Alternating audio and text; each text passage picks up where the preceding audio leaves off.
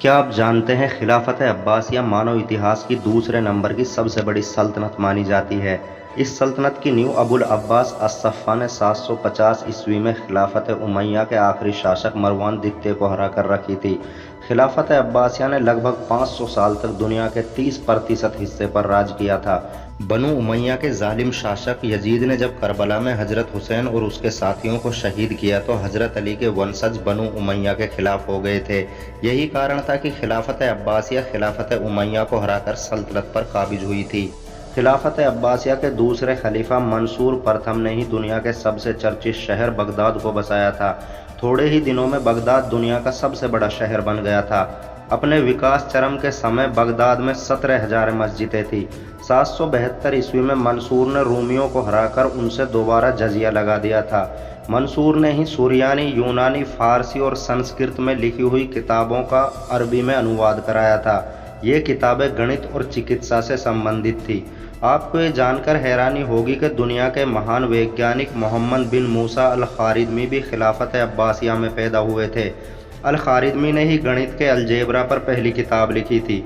उनके द्वारा लिखी गई किताब अल-जबर व अल-मुक़ाबला के नाम पर ही बीजगणित का नाम अलजेब्रा रखा गया था।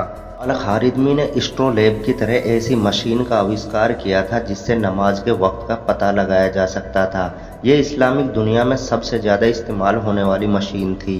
अल-ख़ारिज़मी ने ही किताबें लिखकर डिग्री लेने की परंपरा की शुरुआत की थी। वो दुनिया के पहले वैज्ञानिक थे जिन्हें खिलाफत अब्बासिया द्वारा दुनिया की पहली PhD डिग्री दी गई थी।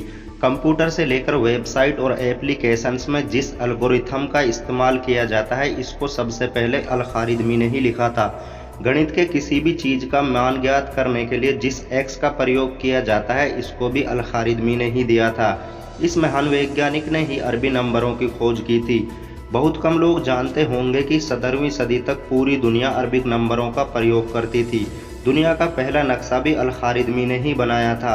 अल-ख़ारिज़मी के नाम पर सोवियत संघ ने इंटरनेशनल डाक टिकट भी जारी किया था।